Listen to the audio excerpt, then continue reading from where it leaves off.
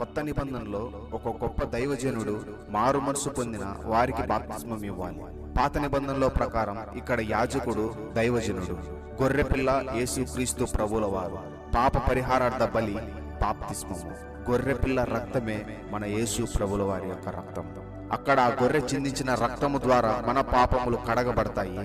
ఆ గొర్రెపిల్ల రక్తమే మన యేసుక్రీస్తు ప్రభుల వారి యొక్క రక్తం. ఆయన చిందించిన రక్తం వలన మన పాపములు కడగబడతాయి.